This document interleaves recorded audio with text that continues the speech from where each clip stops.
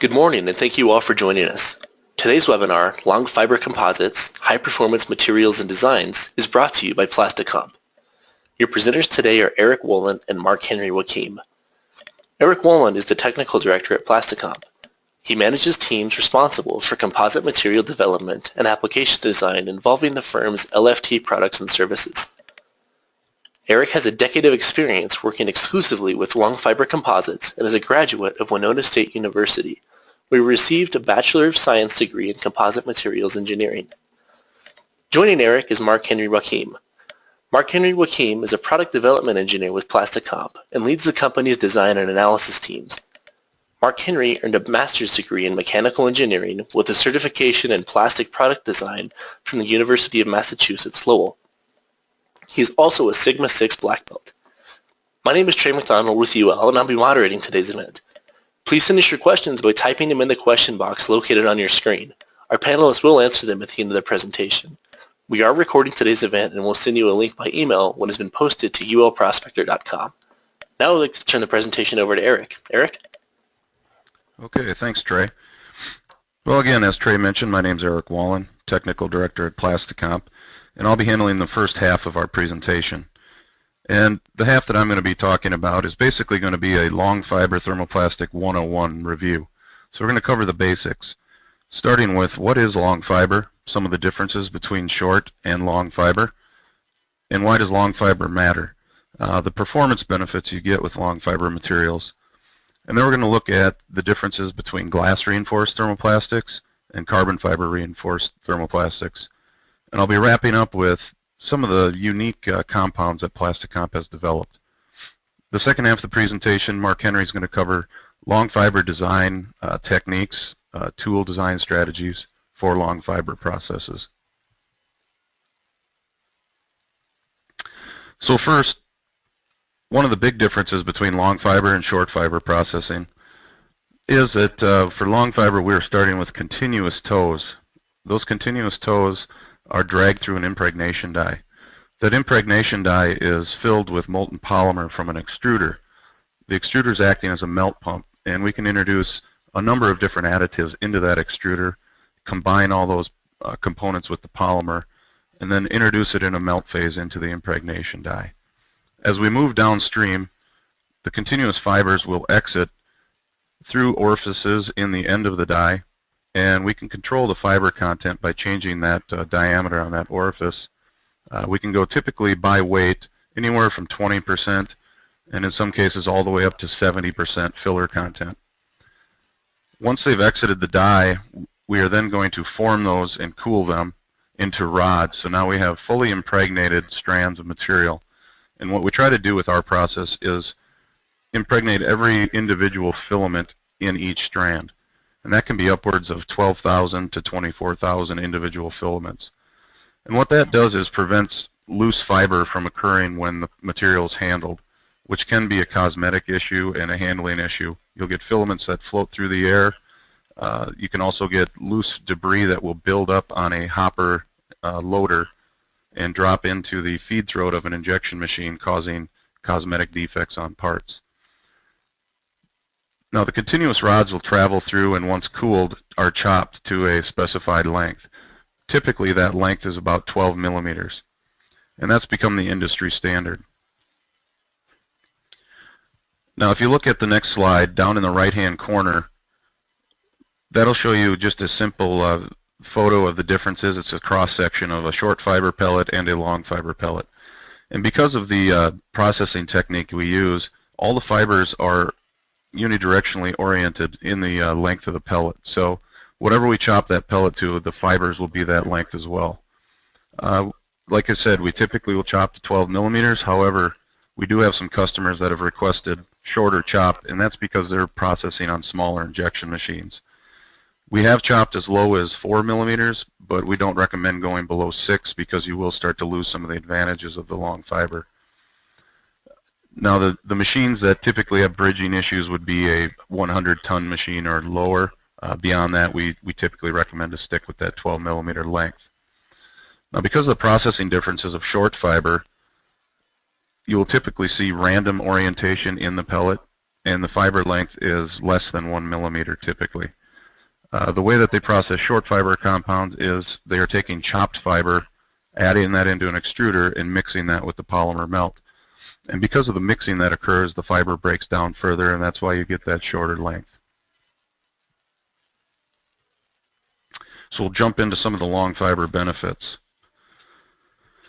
And as you can see, this chart demonstrates what long fiber is giving you. Stiffness is not really a function of fiber length, it's more a function of filler content.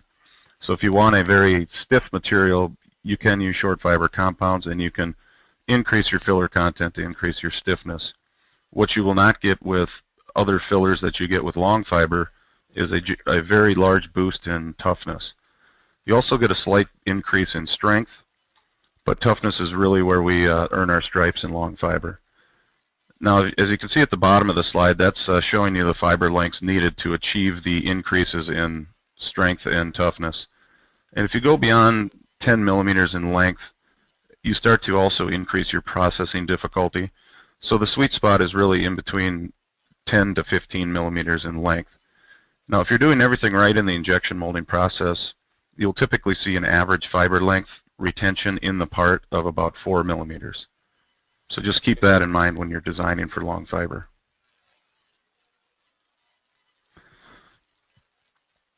Some of the benefits of long fiber. Again, we mentioned the modulus is more of a function of filler content.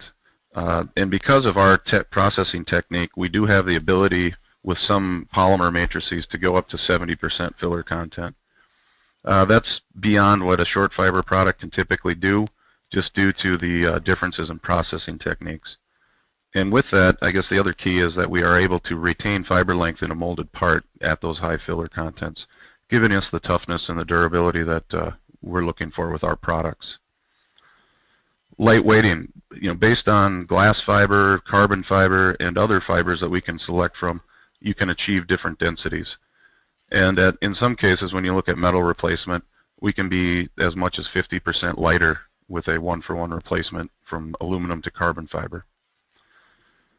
When we look at being dimensionally stable, there are different polymers that we can select from to make sure that we're getting a very dimensionally stable material. We can also get into tool design, part design, to minimize sink and warp. The big advantages with long fiber materials in metal replacement, obviously, as I touched on, the big one is the weight savings that you'll get moving to long fiber materials. Some of the other things that we'll touch on here are you'll get the advantage of lower creep under load than you would see with a short glass product, better fatigue resistance, and you'll also see a coefficient of thermal expansion that is similar or less than metal. So again, keep that in mind as you look at long fiber materials as a potential replacement for metal. Another big one that we always talk to customers about is the elimination of secondary operations. And you can quickly eliminate welding steps, stamping steps, maybe drilling holes if you properly design an injection molded part. And then the other biggie for injection molding is the repeatability and how quickly you can pump out parts. So we typically see cycle times of 60 seconds or less with the long fiber parts that we're molding. And again, it's repeatable every time once you've dialed in a process.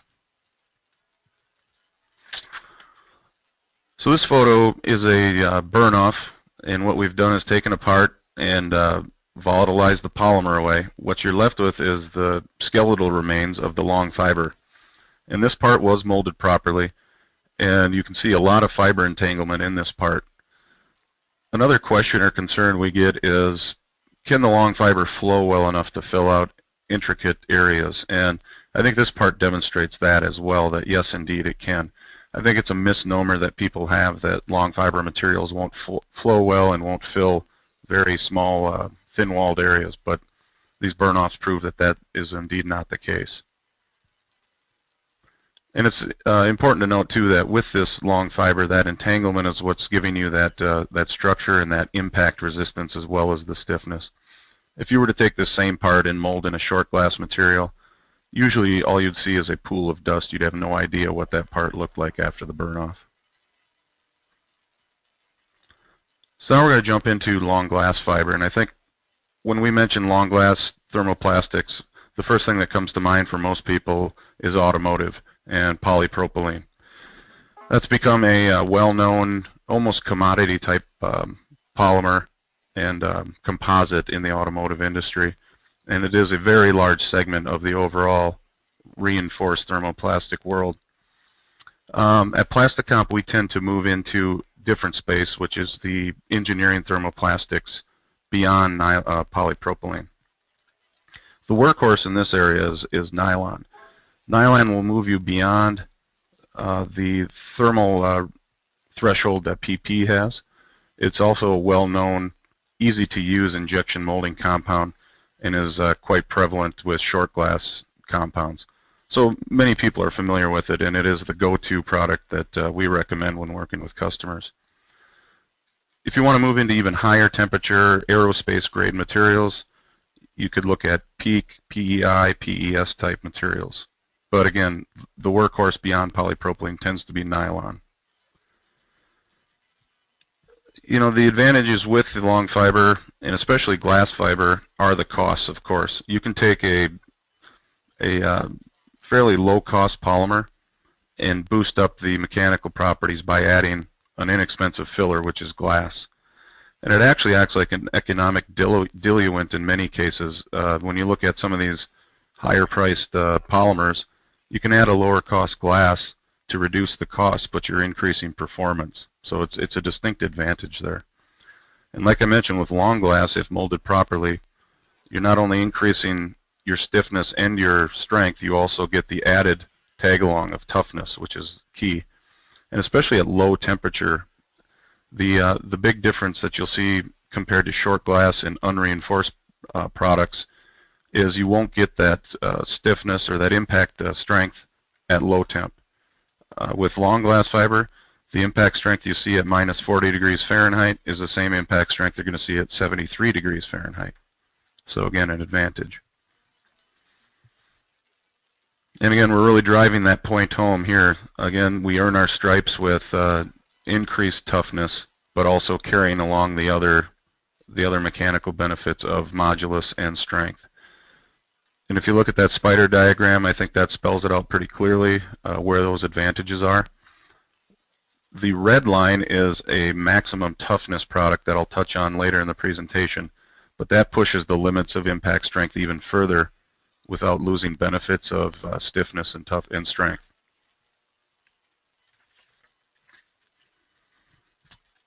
Here are a few examples of some glass reinforced products that are on the marketplace. And I just want to touch on again the fasteners that are used are in highly corrosive environments. Again, an advantage of our materials. They replace stainless, reduce the weight, and when subjected to these corrosive environments, this particular material holds up very well. And just to point out again how our product can fill intricate areas, the threads in that bolt, the customer was concerned that they weren't getting any fiber filling those areas. We performed burn-offs that demonstrated that it did indeed fill even those small threads. So again, filling thin-walled areas is quite doable with our materials. And I just want to touch briefly on the medical clamps that are on the right. Again, an advantage of composite materials, especially glass, is that it's radiolucent, which means it will not show up on X-ray. And that's important because current fixation clamps are metal. They will show up on an X-ray, and the doctor cannot get a good look at the break. So by moving to composites, you can eliminate that obstruction, and the doctor can clearly see the injury that they're trying to look at. Carbon fiber has this advantage as well. However, glass is also MRI friendly, so that's something to keep in mind. Now moving on to carbon fiber. I think when everybody hears about carbon fiber or thinks about carbon fiber, they think high performance and they think composite. You get a very stiff, high strength product. The impact strength will be lower than glass, but the long fiber product will boost that beyond the short fiber toughness. You'll get a 50% lighter weight product than you would with aluminum. The big disadvantage, of course, with carbon fiber is its cost, and we'll get into that a little later. If you look at the slide, or the chart here, It's showing you the specific strength comparisons. And I guess what you'll note with the bar chart is that your fiber reinforcement levels are quite a bit lower with carbon, but yet you're achieving a much higher specific strength. And then if you look at the line graph, you're seeing the density is quite a bit lower. And again, that's a bigger difference because you can use less reinforcement with the carbon to get similar properties. What we find that's different with carbon fiber, and it's due to the volume because of the difference in filament diameters, is that the best performance range tends to be a little lower than what you'd see with glass fiber. With glass fiber, we usually try to start at about 50 to 60% loading, and again, this is by weight. With carbon fiber, we tend to stop around 40%. However, if modulus is the one value that you're striving for, we can push into the 50% range, but processing and cosmetics do start to become an issue. And of course, cost. The higher the carbon loading, the more expensive that composite's going to be. One of the big advantages of carbon fiber, and why some customers look at just a lower level of carbon fiber loading, is just the high-tech perception that consumers have. If you look at just filled composites, I think there's a misconception that it's a cheap plastic part, even with glass. And if you move into carbon, that perception immediately changes to a very techy, sexy part. But of course, I'll reiterate, cost seems to be a huge entry barrier with carbon fiber, and that seems quite true in automotive applications. Here are a couple examples of some carbon reinforced components, and they truly did need to push into the higher levels of carbon loading because stiffness was a huge requirement. What we got with the long carbon fiber advantage was that we were able to reduce creep, reduce fatigue, which were also very important for these types of applications. Okay, lastly, I'm going to shine a light on PlastiComp and some of the compounds that we've developed. So PlastiComp's unique in that we are only focused on LFT products, and this is a very, very small percentage of the overall reinforced plastics world. So I always say that customers will come to us when they have nowhere else to turn because they've tried everything else and it's failed. And we enjoy those challenges. We work with customers to provide a particular solution to their problem. We don't have a large list of standard products. We try to listen to our customers' needs and then tailor a made-to-order product that will solve their problem. We can go from concept to actual parts quite quickly because we are vertically integrated. We have a design team that Marc-Henry leads that has access to finite element analysis, mold flow, and then we can carry that through to the compounding process, and beyond that we have some injection molding and compression molding capabilities. So we're able to shorten the development cycle for customers. We can mold first articles if necessary. We try to maintain flexibility to do what the customer wants and just provide a solution for the customer. And I think it's also important to note that we aren't a me-too supplier. We try to push into new market space. We're not trying to displace a current supplier. We're looking at new targets, new markets, and we'll work with customers to develop those. So that's a good segue into the first product that we're going to touch on that we developed. We've had several customers that have approached us that love the performance that carbon fiber gives but just can't stomach the cost. So we worked with them to develop a complete hybrid product, and that is a single pellet solution that contains different levels of glass and carbon. Again, based on the properties that customer is looking to achieve, we can tailor the levels of glass or carbon and also reduce price. So this spider diagram compares a 40% glass loaded product, a 40% carbon product, to a 20-20 blend hybrid.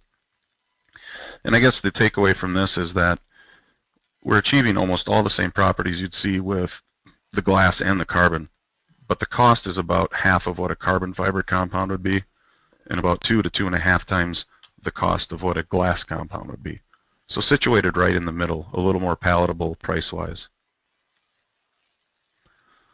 Another development that we've come up with in the last year is the maximum toughness grade. And this pushes the impact strengths even beyond what our traditional standard long fiber products would give you. And the bonus with this material is you don't lose a lot with the strength or stiffness. This slide shows you the impact strengths that you'll achieve and how they compare to short glass compounds and unreinforced compounds. So as you move to the right, the impact performance is boosted. And the top slide is the glass, the bottom slide is carbon.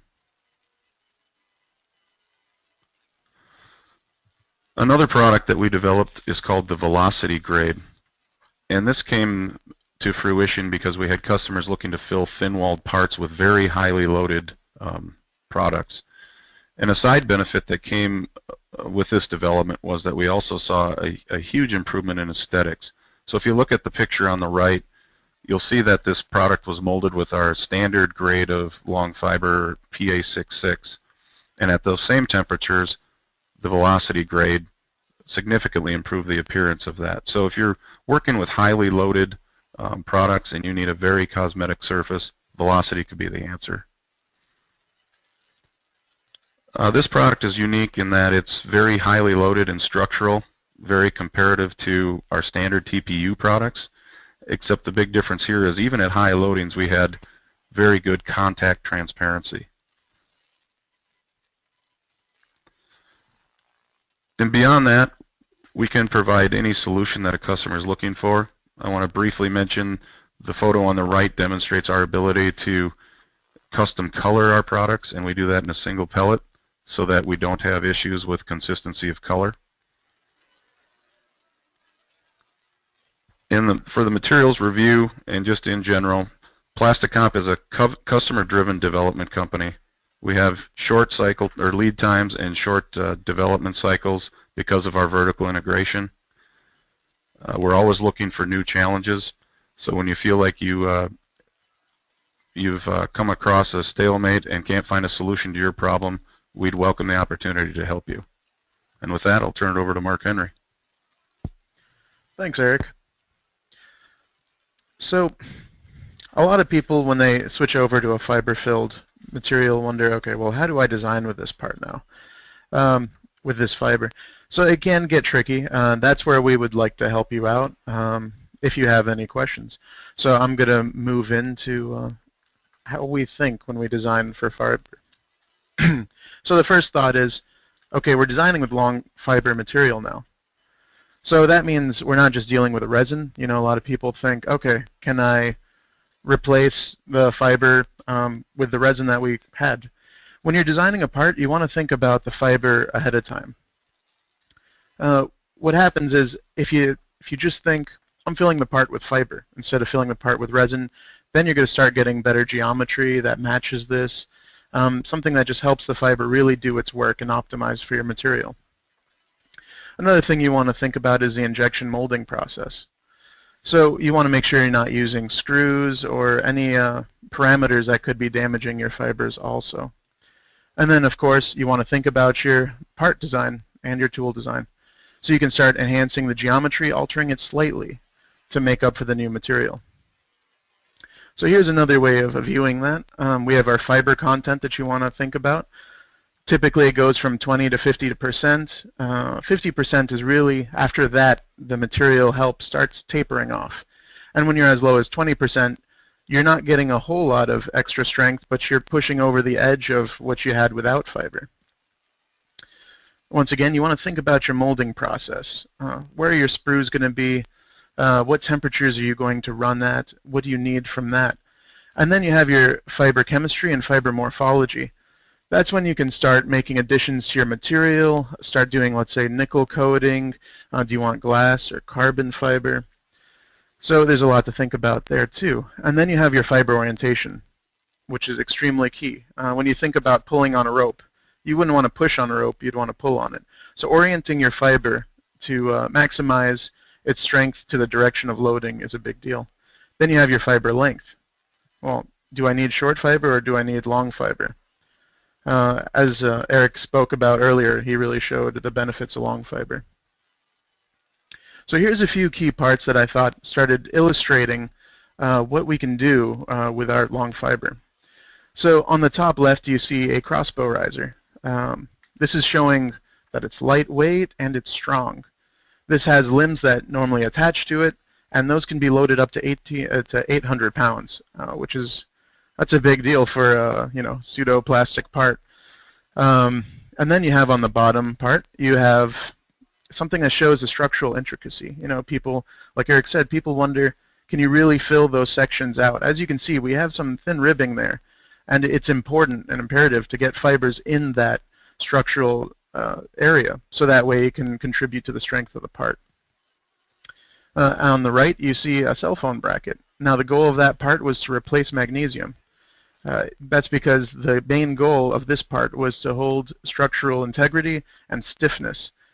It couldn't have any flexing. So this is great because magnesium is getting harder and harder to find, and the cost will rise with time. So we're providing a replacement for that.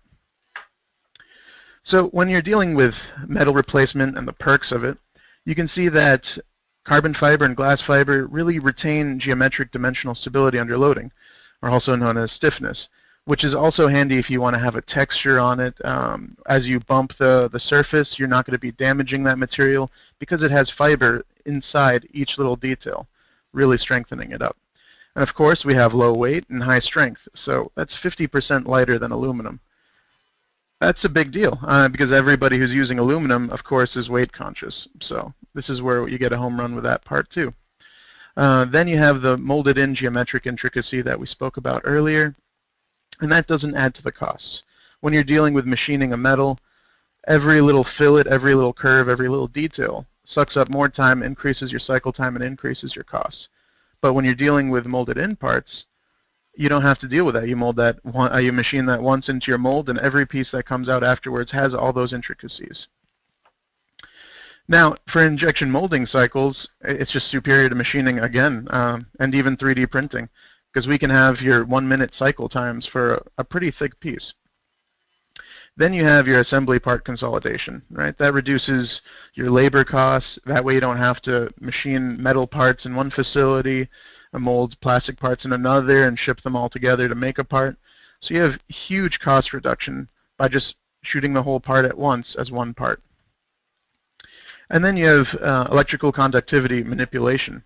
So we can go all the way from EMI shielding using carbon fiber and nickel-coated carbon fiber, all the way to conductive insulation using glass fiber.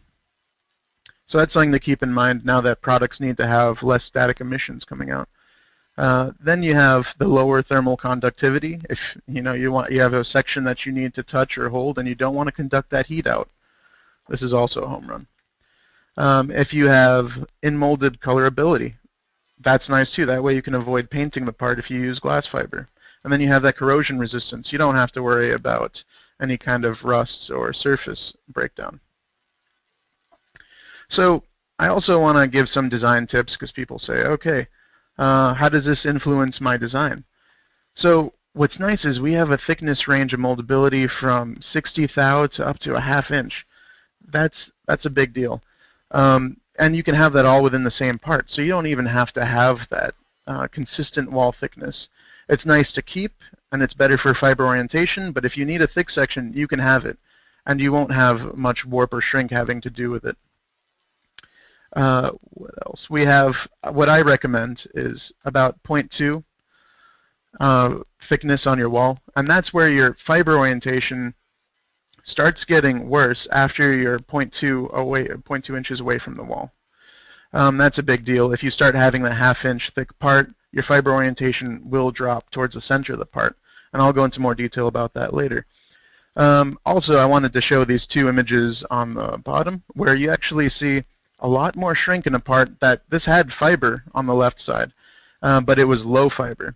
On the right, you have a higher amount of fiber, and you can see how shrink is drastically reduced in the same part. That's key for holding your geometric structure. We also say that the ideal wall thickness is about 1/8 inch. That's really a way of being safe about making sure your fibers are oriented to your flow front direction. When it comes to safety factors and avoiding creep, we like to say keep your loading at about half the max strength of the material. It's just a good way to stay safe, especially if you're dealing with fatigue. And then keep your fiber orientation in mind anytime you're altering geometry. The location of your gating and your wall thickness and geometry are all key aspects of making sure that your fiber orientation is what you need it to be for your load. Here's a part that looks familiar. Eric was talking about it. I'm going to show you a different angle about it from the design point of view. As you can see here, you have those bosses. And I know typically with normal plastics, everyone hears, okay, you need to keep your bosses thinner for a consistent wall thickness, or else you're going to see some ugly shrink that you have to deal with. Well, with this material, that's not the case. You can get a beefier structure there if you need it. And you can see on the left how the fibers are actually filling in that area to hold that skeletal structure. That's key. And then over here, you also see what Eric was talking about with that structural intricacy that you can get into. That those really thin walls can actually fill out with fiber and get strength from it. On this image, you start seeing a zoom in of what the fibers are doing. And this is a nice illustration of fibers that are oriented in multiple directions. So if your loading isn't just unidirectional, this can really help also. And this is something that you can't really 3D print either. That's something to keep in mind. Below that, you see an image of, on the micro level, of when you break one of these parts, what the fibers look like coming out of the broken interface. And on each fiber, you can see that residue on there. It's not a smooth break.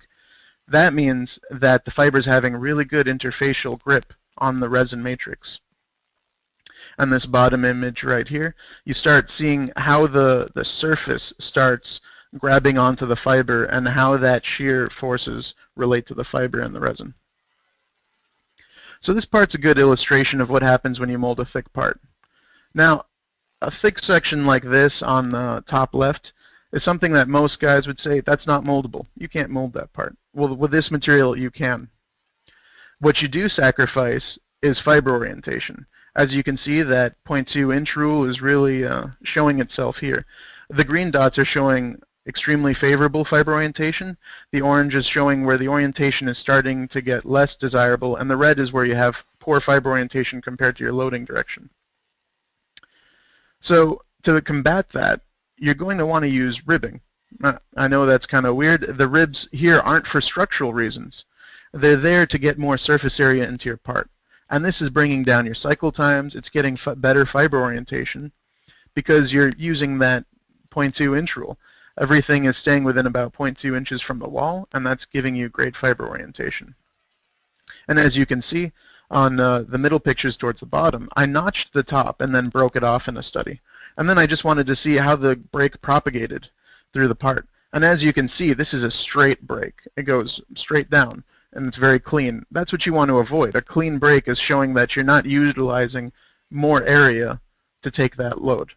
On the right, you see that ugly break, and that's just a great sign. That's showing that you're using a lot more cross-sectional area to take the load in. And we're seeing about, I think this part had 200 more pounds of load, and that's what it survived. So, I mean, that's a huge jump when we were dealing with about 30% higher strength just by adding the ribbing because we're getting our fibers oriented. So that's why you want to keep geometry in mind. Now, this is kind of what I consider the downside. Traditionally, with unfilled resins, you're going to start seeing little pin gates like this. And that's nice for break-off or auto-degating. But what that's doing is adding a lot of shear load onto your fibers, and that's damaging the fibers. So we suggest using thicker gates like this, or in round gates. That really lowers the shear on each fiber, less breakdown occurring. Because you don't want your fiber lengths to strip down and get damaged, or you're losing their strength and you're not optimizing your design for your material. Another strategy here is using fan gates.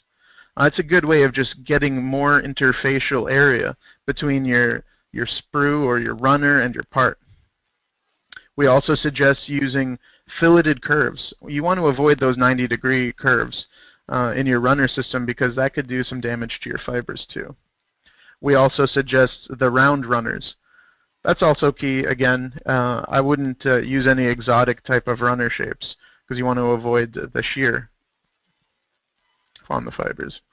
So here's an example of the auto-degating I spoke of earlier. If it's on a cosmetic face, I would really avoid it. If it's on a non-cosmetic face, then you don't have to worry as much. But what happens here is the strength of the fiber and how it travels through the part kind of hurts you for auto-degating. Because as you pull a sprue or a runner out, like you see on this right side, you start seeing this fiber, what we call fiber pull out from the part. and that just makes an uglier surface, but doesn't make the part structurally weaker. So just keep in mind what surface you want to gate on. So how do we design for carbon fiber? What's our strategy? How do we make a faster turnaround time? That happens by first taking the part from a customer, taking a look at it, seeing how moldable it is. If it was a metal replaced part, did they take into account moldability at all? Drafts, flow. And then we start looking at it structurally. So we'll run it through an FEA simulation. Find out where the part is really stressed, using their material and our material to compare, just so we can see the behavior even better. Then we can do ISO clipping. As you can see in this image over here, we can start just focusing on the areas that are really getting stressed and coming up with new designs or new geometry that aids in the flow and strengthens the weaker sections. So as you can see in this image, this is where we had a mold flow simulation done just to see what the fibers are doing in the part. And what's nice is you can start gating from multiple sides on a part like this. And you can start saying, okay, if I gate over here, or even symmetrically, what happens to my fibers? What happens to my weld lines? Because fiber orientation and weld lines are key to making sure that the part isn't stressed to failure. So here we use kind of a new strategy where we didn't gate symmetrically like most people would think right off the bat. We gated asymmetrically. And that's what gave us the fiber orientation that we needed. And we were able to find this out in the simulation process instead of cutting metal, making a mold, and then regretting it. We can run several analyses quickly, and that will help you out. So that way you lower the costs of change. On this image you see those weld lines, and we start comparing those weld lines to the FEA and saying, okay, is it being stressed in an area that has a weld line? Let's avoid that. So once we make a quick change to the design, we can throw it back into the process and simulate it over again. And it doesn't take too long. So we can get a design modified and edited within 3 weeks even. So here's a plugin kind of for what PlastiComp can do for you and my team. We can do your finite element analyses right over here, start loading it up on certain sections. We can do deflection analysis. How will it bend? We can do warpage analysis. Will the design warp too much? How can we avoid that? How can we redesign it to avoid that warp? And then we have a fiber orientation analysis. That's key for making sure your fibers are in the right direction compared to your loading. And of course our fill analysis. That's just useful. I mean, especially when you're coming down to saying, how is the flow really occurring? It helps you consider the weld lines and the fiber at the same time. And then we can optimize the flow quickly by altering the geometry for you or giving you suggestions. The part in the middle is actually, it looks like a real part, but this is actually the rendering of that part. So if you just have a design at concept and you want to say, okay, my marketing team doesn't really know if we like the look of this yet. You don't have to go all the way to production for them to realize that. We can show you what a part will look like way ahead of time, so your marketing team can already make its determinations. We're constantly upping our simulation capability, getting new software, figuring out what's the optimum software on the market to get you the most realistic results. All right, with that, I'll hand this over to Trey, and thanks for listening. Perfect, Marc-Henry. Thank you so much for that. While we actually move into our question and answer session, we do have a couple of poll questions that we would actually like to ask our audience today.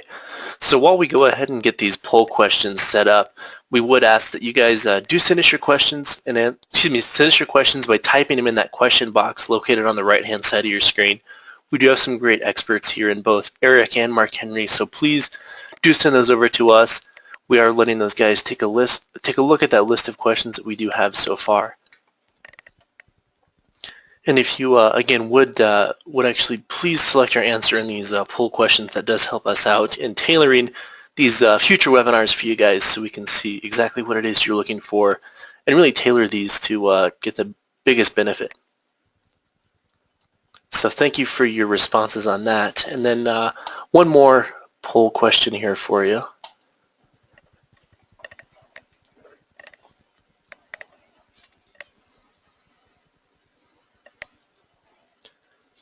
Yeah, and a lot of great questions coming in. And just a reminder, if we do have questions that we either require some time to follow up with offline, or we just simply don't have time for today, we will be sending an entire list of questions to both our presenters today to follow up with offline if we are simply unable to get to those questions today, or they might require some further research offline.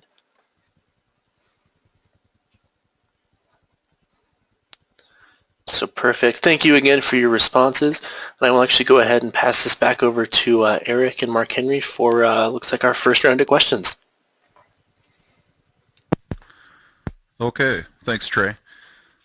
So the first question that we're going to answer was, how do you measure wettability of fibers in the matrix? And I guess there's a couple ways that you can look at this. There's a macroscopic view, and then there's the microscopic view, literally. And with the macroscopic view, we have some internal tests that we have implemented that simply put some stress on the pellets once they've been produced. And for a specified amount of time, we will run those through a simulation of what it would be like to be run through a loader, a vacuum loader. And then we measure for debris and the loss in weight of the debris that's produced. And that's the macroscopic way. I guess the microscopic way would be to actually run the pellets through an SEM and take a look for fiber wet out. So those would be the two real methods of doing this. What advantages of basalt fiber and what applications are they used in? And you know, we've just begun to investigate basalt fiber, and what we've found is that the properties translate about equally to what glass fiber would. And so we're going to do more investigation and actually look for different sizing packages on the basalt fiber to see if that will help translate properties a little more efficiently. The downside of the basalt right now is the cost compared to glass, and especially with the lack of property translation. It is a little less susceptible to corrosion in an alkaline environment, so it's used in concrete reinforcement. That is one area that basalt fiber does definitely have an advantage over glass. And so I think that's the industry that's adopted it the quickest. Somebody asked a question about the differences between long and short fiber in terms of wear and friction resistance. And I guess the short answer to that is they're fairly equivalent as far as wear and friction resistance. A lot of times it's a function of the polymer and some of the additives that you're putting in to the polymer and how hard the polymer is itself. Where the long fiber could have an advantage over the short is if you're working in higher temp environments and need to maintain integrity of the gears, or if it's a roller bearing or something that needs to hold up at higher temperatures, the long fiber could give you an advantage in that aspect. Also, I'll add to that one too. So the long fiber kind of helps out because it's holding more of a piece of resin together at once, kind of like rebar and cement. If you have short fiber, you can kind of dig into it, and you can actually remove a whole section of fiber since they're only 1 millimeter long. But when you want to dig into the surface of a part, the long fiber is there holding that section to the rest of the part also. So that kind of makes it harder to dig into it. Thanks. So if typical part is isotropic, any possibility of control alignment of fibers for an anisotropic part or an area of a part? Yeah, so this is where your geometry and gating come in. So with that crossbow riser, there are sections that are anisotropic and isotropic in alignment. So the thicker the section, the more anisotropic. The more of a flow conduit you have with ribbing, the more isotropic. So that's your geometry is kind of, that's where the art is in controlling your fiber orientation. Thanks. Question was, what grade of carbon fiber have you worked with? And we've worked with many different companies' carbon fibers. I guess the different grades would be a standard modulus and an intermediate modulus. And you do see a big boost in stiffness, a marginal increase in strength. But if you go beyond the intermediate modulus, there is a significant price penalty. So we haven't really been driven beyond the standard and intermediate modulus materials.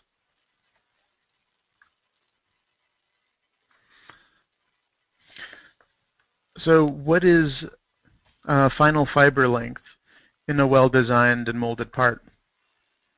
So we see about 4 millimeters after breakdown. And then you might say, well, why do you start out with 12 millimeters? Because if you started out with a shorter fiber, you'll get even more breakdown than that. Hope that answers the question. There's a question about the recommended levels of regrind usage. And I guess the easy question is, we'd recommend none, but if you do want to use some, would not want to go above 5 to 10% added back into the process.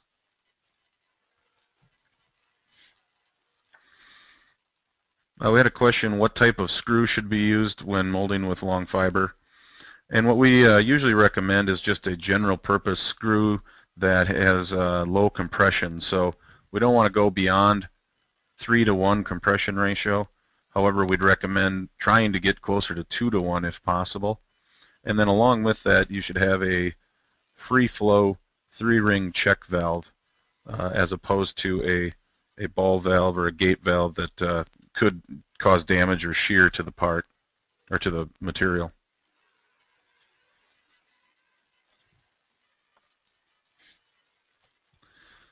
A question was, can anyone mold PlastiComp material, or are you exclusive? And the answer is, of course, anyone can mold our material. We ship our compounds globally.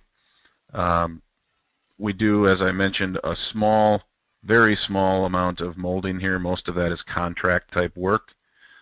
So yes, our products are certainly available to anyone who wanted to mold them, and we would be happy to give guidance on how to properly mold our materials.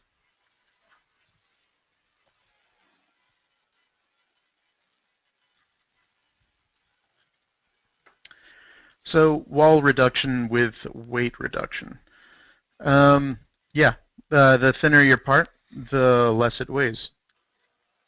Eric, am I understanding that question right? We may have to get a little more information on that one. I think, if I'm understanding it correct, we typically look to reduce the weight of the part through using the composite material, and we also do look for wall reduction to thin out a part, and that's where long fiber really does well. As Marc-Henry mentioned, 1.25 or 0.125 inches is typical, or 2 millimeters, somewhere in that neighborhood, is what we like to see for nominal wall thickness. But we have molded in parts that are as low as 60, 65 thou wall thickness, and in some cases 50 thou wall thicknesses. So the more you can push that direction, the lighter the part is going to be. And that's where long fiber does definitely help out with impact strength. And if this was part of the question, there is a great consistency with fiber distribution in the resin, regardless of where it is in the geometry. Unless the geometry gets to 10 thou, then you're going to get more resin in that section than you will fiber. But as long as you stay over that 60 thou line, you'll have plenty of fiber with the resin distributed well. Thanks. Somebody had a question about mold temperature and how that affects surface finish, and it is a big factor in mold surface finish.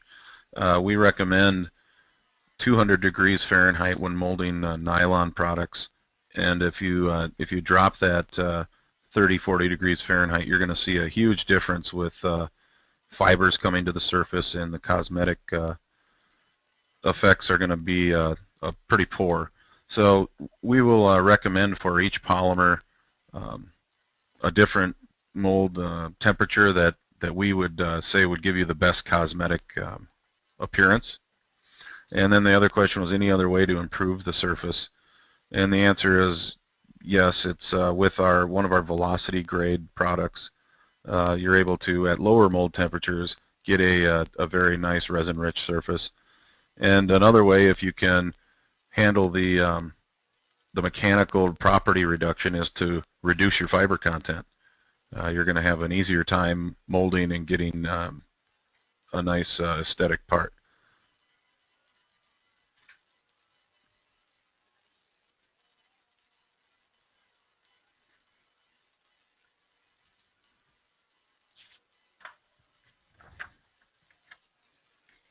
Okay. Does LF shatter differently than short fiber? Yeah, as you can see in that that part I had with the ribbing in it, short fiber is going to have a cleaner break. They're both going to be ugly, but the long fiber is going to have a much uglier break. Meaning when the fiber pulls out of the interface with the resin, it has a further distance to pull out from. And now this is turning a lot of the load into surface shear effects on the fiber too, which is really adding to the strength. So yeah, you see a different break behavior. Thanks. Now it's long fiber versus short. Knit line strength. How do you design for knit lines? Well, sometimes you can't avoid knit lines. The trick is positioning them where you don't have stress. And if you can turn them into melds, you're even better off. So this is where we go through our gating simulations several times, mostly just to fight these weld lines and get them where we would want them. And there's another trick for fighting knit lines that we've implemented on a lot of designs, and that's sometimes mold in sections that you're going to machine off later. I know this adds to the price a little bit, but sometimes it's the only way to get a part to really take the enormous loading that you would need. So, like I said, mold in a webbing and then cut it off afterwards, and then you can avoid your knit lines with that strategy. Thanks. Somebody asked, what are our typical lead times? I'll throw the caveat in that that's highly dependent on the material and the size of the order, but typically we're between 2 and 4 weeks on our lead times.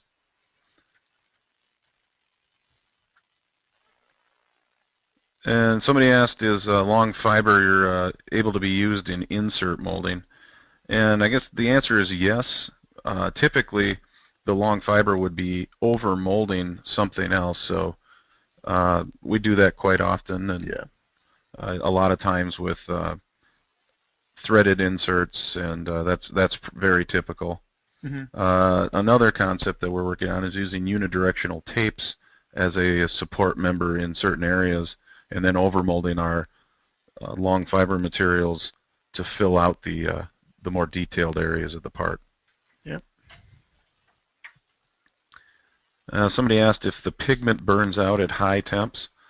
It really, again, is dependent. If we know up front that we're running at higher temperatures, then we can work with you to get a pigment that will not burn out.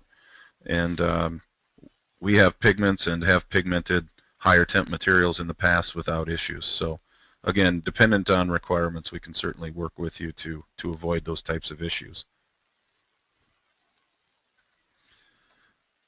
Somebody asked about a valve gate for long fiber molding, and I think we touched on this one already, that we would highly recommend that you use a 3-piece free flow shut-off valve, and we can certainly recommend one. It's very common and available in any of your standard equipment magazines.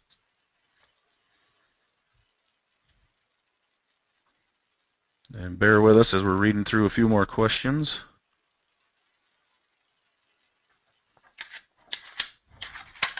Thanks. Do we have mold flow data to share? So that's going to depend on your data that you're asking for.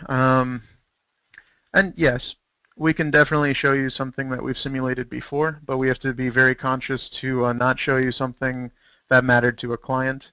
So we always sign NDAs with any company we do simulations for. So we would have to use some internal projects that we use at PlastiComp. And yeah, we can share that with you depending on what information you'd like from it. Thanks. Oh, and feel free to email us if you have specifics that you're looking for, and I'll get in touch with you the same day. Thank you. And this will be the last question. If you did not have your question answered, we will be following up via email. So thank you for your time today. The last question is, do we perform creep analysis? We do not in-house, however, we can outsource those types of activities with our local university, who is a very good industry partner to us, so it is not an issue to get that type of data. Okay, Trey, we'll throw it back to you. Perfect, Eric. Thank you so much, and just wanted to give a big thank you again to all the folks at PlastiComp for a really great and informative webinar. We have had the question come in that people are asking, can we get a copy of the slides? Can we get a copy of the presentation? Do be checking your email in the next couple of days.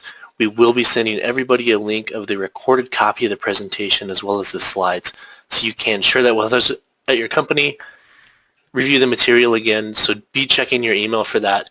We will be sending you an email with a link to both those materials. Again, a big thank you for everybody for attending, and have a great rest of the day.